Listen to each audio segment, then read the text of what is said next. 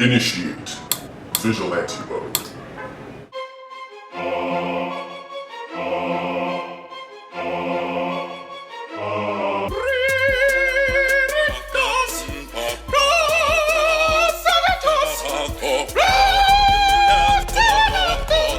Welcome back, everybody, to another episode of Vigilante Mode Reviews. Here's what we're going to do today. What I'm going to do is I'm actually going to have sort of my two most prevalent guests, The Legend of Non and Twinonius Prime. They're going to chime in a little bit later.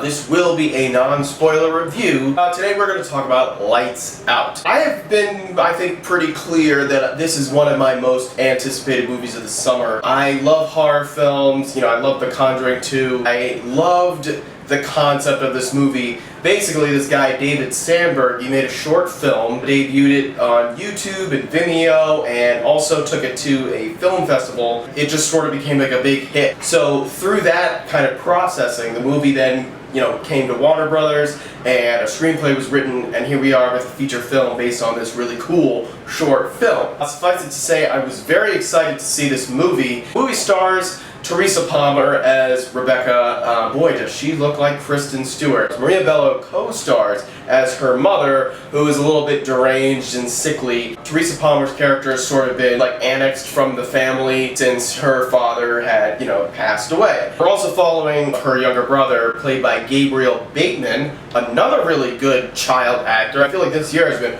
really good for kids in movies.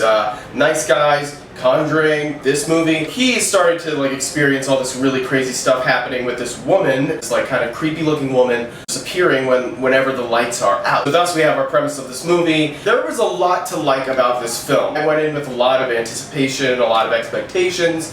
When I heard that the movie was an hour and 21 minutes, I was like, oh man, it tells me that there's just not that much girth to the movie. To its benefit, it also tells me that the movie is tight, so it sort of had that, I don't know, kind of thing going into it. The movie was definitely full of a lot of jump scares, and it used the camera really, really well. Whenever the demon is in darkness, it's this really cool silhouetted apparition, and then when the lights are on, she vanishes. So they used that really, really well, and it was really cool and definitely scary. I jumped just about every time she came on screen, and just the idea of the threat of this creature, it was just, it freaked me out. Horror movies can often really benefit from not showing too much. Spielberg can attest to that with the Jaws sort of formula. Not showing the shark actually has a lot of impact, because your mind is really kind of wondering and filling in the blanks of what is actually there. They use that really well. The Rebecca character, I was really unsure about how I felt about her. In the beginning, I felt like she was just a really unlikable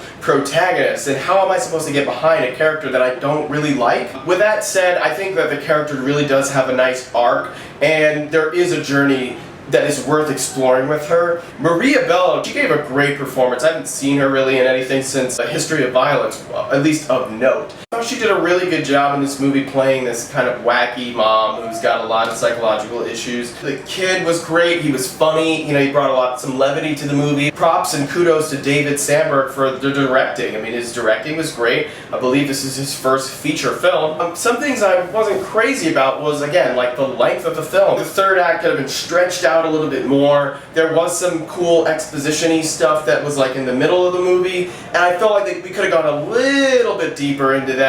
But it was still fascinating and interesting. The ending was suitable, similar to The Conjuring. You get that little dash of CGI at the end, and I guess you can't really avoid that at this point. The movie being called Lights Out, the lighting effects were used very well. Here we have Twinonius Prime and The Legend of Non chiming in on some of their thoughts with their grade, and we'll sort of return to the end, and I'll sum it all up. The lights were out and we were screaming. That is to say that the movie was better than my expectations. It was sophisticated jump scares. Exactly. Weirdly, but sophisticated jump scares. Dirty Diana was an a-hole, to say the least. I liked her though. Off-putting and creepy and what have you, and that definitely got under my skin during this movie. Seeing it alone, it's probably a good C+, B-. But when you go see it with friends, it really gives it the full effect. And I would give it an A- in that case. A C+.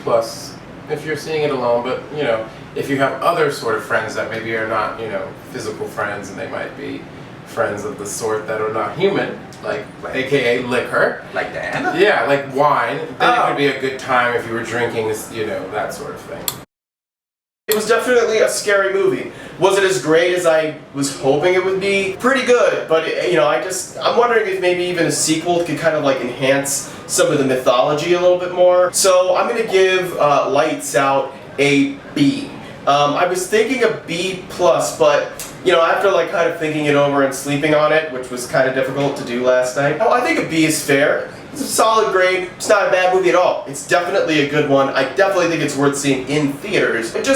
It lacked a little bit of punch for me. That's basically my review of Lights Out. What did you think of the short film? And did you think that that actually had a little bit more potency maybe than the feature length? I think I might have actually preferred the short. Sometimes that like tight little piece can be really effective. That's all for today. Vigilante mode deactivate. Talking about movies.